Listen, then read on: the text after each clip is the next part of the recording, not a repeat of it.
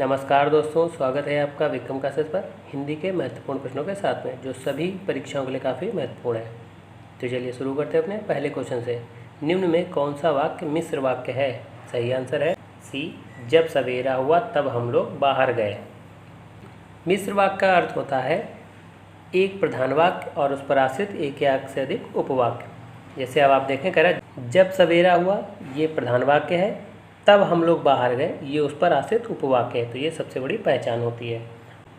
इसमें कुछ पहचान चिन्ह होते हैं जो वाक्यों में आते हैं। अब आप देखें, कह रहा है जब सवेरा हुआ तब हम लोग बाहर गए, तो जब और तब का इसमें प्रयोग किया गया है। ऐसे ही यदि तो, यद्यप, तथाप, जो, कि, ऐसा, तो इस तरीके से अगर शब्द आते हैं तो वो मिश्र वाक्य होगा।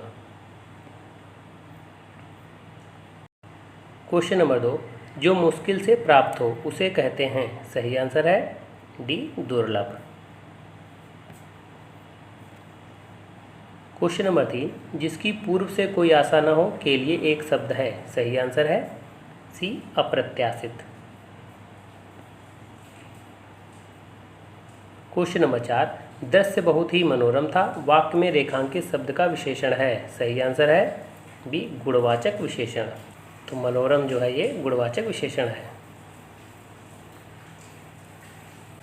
क्वेश्चन नंबर 5, हाथ पाँव में कौन सा समास है? सही आंसर है ए, द्वंद्व समास।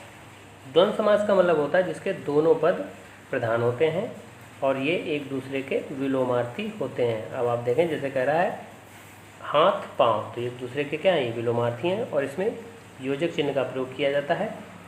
और अगर शब्द का समास विग्रह करते हैं तो उसकी जगह पर जो है और, या, अथवा, तो इनका प्रयोग किया जाता है। अब आप देखें हाथ पाँव, तो इनके बीच में क्या है, योजक चिन्ह। तो ये सबसे बड़ी पहचान होती है द्वंद्व समास की। क्वेश्चन नंबर 6, विडोजा पर्यायवाची शब्द है। सही आंसर है सी, इंद्र का। क्वेश्चन नंबर 7, संख्या संख्या शब्दों का सही अर्थ है। सही आंसर है ए, विष, गिनती। संख्या का अर्थ होता है विष और संख्या का अर्थ होता है गिनती। क्वेश्चन नंबर 8, भावुक का संधि विच्छेद क्या होगा? सही आंसर है डी, भौधन उक। भावुक में जो है अयादि संधि होगी और इसमें जो होता है उच्चारण में अय, आय, अब, आप का ही प्रयोग होता है। जैसे भावुक, भावुक तो आव निकल रहा है और इसका जब संधि विच्छेद होगा तो भौधन उक, तो इसमें उक जो है प्रत्यय निकलेगा। ऐसे ही आप देखें भावना, तो भावना में भी भौ, धन, अना, तो भौ उसमें भी प्रयोग किया गया है और अना जो है उसमें प्रत्यय होगा। तो इस तरीके से जब भी शब्द आएगा तो उसमें अयादि संधि होगी। क्वेश्चन नंबर 9, दीप सा मन जल चुका है में कौन सा अलंकार है? सही आंसर है बी, उपमा अलंकार। अब आप देखें वाक्य में कह रहा है दीप सा मन जल चुका, तो इसमें उपमा दी जा रही है, दीप सा मन जल चुका है, तो इस तरीके से उपमा अलंकार होगा। उपमा अलंकार का अगर आप देखें तो एक तरीके से होता है जहाँ दो वस्तुओं के बीच में तुलना की जाए या उपमा दी जाए, तो वहाँ उपमा अलंकार होता है। और इसमें कुछ पहचान चिन्ह होते हैं, जैसे सा, सी, से, समान, सदृश, जिम, जैसा। तो इस तरीके से आप आसानी से उसको पहचान सकते हैं, ये उपमा अलंकार है। अब आप देखें दीप सा, तो दीप सा के बीच में योजक चिन्ह का प्रयोग किया गया है, जबकि योजक चिन्ह का प्रयोग अधिकतर रूपक अलंकार में होता है, लेकिन इसमें चूंकि सा का प्रयोग किया गया है इसलिए ये उपमा अलंकार होगा। तो ये सबसे बड़ी पहचान होती है। क्वेश्चन नंबर 10, निम्न में किसे ध्यान आकर्षण पत्र भी कहा जाता है? सही आंसर है ए, अनुस्मारक को। क्वेश्चन नंबर 11, गूलर का फूल होना मुहावरे का अर्थ है। सही आंसर है सी, दुर्लभ वस्तु।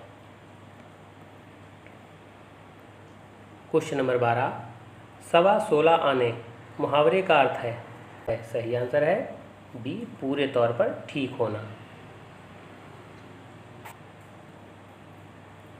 क्वेश्चन नंबर 13, अध्यक्ष में कौन सा उपसर्ग है? सही आंसर है ए, आदि। क्वेश्चन नंबर 14, मधुर शब्द में मूल शब्द है। सही आंसर है बी, मधु, और इसमें जो प्रत्यय लगाया गया वो रा है, तो इसलिए ये मधुर जो है शब्द बना। क्वेश्चन नंबर 15, ब्रज हिंदी की किस उपभाषा के अंतर्गत है? सही आंसर है डी, पश्चिमी हिंदी। पश्चिमी हिंदी के अंतर्गत 5 उपबोलियाँ आती हैं: खड़ी बोली, कन्नौजी, बुंदेली, बांगरू और ब्रज। और खड़ी बोली को ही कौरवी भी कहते हैं। क्वेश्चन नंबर 16, स्वर के कितने भेद होते हैं? सही आंसर है बी, 3 भेद। ह्रस्व स्वर, दीर्घ स्वर और प्लुत स्वर, तो ये 3 भेद होते हैं। क्वेश्चन नंबर 17, निम्न में पार्श्विक व्यंजन है? सही आंसर है ए, ला। जबकि रा होता है लुंठित या प्रकंपित स्वर, और या वा जो होते हैं ये आरुढ़ स्वर कहलाते हैं। क्वेश्चन नंबर 18, निम्न में उपविराम चिन्ह है? सही आंसर है सी, 2 बिंदी जो होती हैं ये उपविराम चिन्ह होते हैं। ए ऑप्शन वाला जो चिन्ह है ये हंसपद कहलाता है, बी ऑप्शन वाला जो चिन्ह है ये अर्धविराम कहलाता है, और ये डी वाला जो है ये योजक चिन्ह कहलाता है। क्वेश्चन नंबर 19, निम्न में स्त्रीलिंग शब्द नहीं है? सही आंसर है डी, सिंधु। सिंधु, सोन और ब्रह्मपुत्र ये तीनों नदियाँ पुल्लिंग में प्रयोग की जाती हैं, जबकि अन्य सभी नदियाँ स्त्रीलिंग में प्रयोग की जाती हैं। क्वेश्चन नंबर 20, बात का बहुवचन शब्द है? सही आंसर है बी, बातें। क्वेश्चन नंबर 21, सुरेश शेर को देखकर डर गया, निम्न में कौन सा कारक है? सही आंसर है ए, अपादान कारक। अपादान की जो व्यक्ति होती है वो से होती है, और अपादान का मतलब होता है जिसमें तुलना का भाव हो, भय, प्रेम, तो इस तरीके से अगर प्रयोग किया जाता है शब्दों में तो वो भी अपादान कारक होगा। जैसे कह रहा सुरेश शेर को देखकर डर गया, तो इसमें डर का प्रयोग किया गया है, इसलिए अपादान कारक होगा। क्वेश्चन नंबर 22, आविर्भूत का विलोम शब्द है? सही आंसर है सी, तिरोभूत।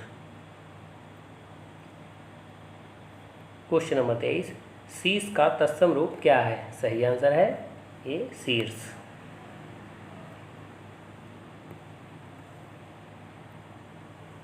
क्वेश्चन नंबर 24, मध्यम पुरुष का उदाहरण है? सही आंसर है बी, तुम। जबकि मैं उत्तम पुरुष का उदाहरण है, वह वे अन्य पुरुष का उदाहरण है। तो पुरुषवाचक सर्वनाम के 3 भेद होते हैं: उत्तम पुरुष, मध्यम पुरुष और अन्य पुरुष। क्वेश्चन नंबर 25, देखा जाता हो निम्न वाक्य में किस प्रकार का काल है? सही आंसर है बी, संभाव्य वर्तमान। ता होती है, ते हैं का प्रयोग होता है, तो वहाँ संभाव्य वर्तमान होता है। अगर इसी जगह पर वाक्य होता देखा जाता होगा, तो होगा, होगी, होंगे का प्रयोग होता, तो वहाँ पर संदिग्ध वर्तमान होता। तो ये पहचान होती है संदिग्ध और संभाव्य के बीच में। होगा, होगी का प्रयोग होगा तो संदिग्ध होगा, हो, है का प्रयोग हो रहा तो संभाव्य होगा। तो ये वीडियो कैसा लगा? अगर अच्छा लगा हो तो लाइक करें, शेयर करें, सब्सक्राइब करें। धन्यवाद दोस्तों।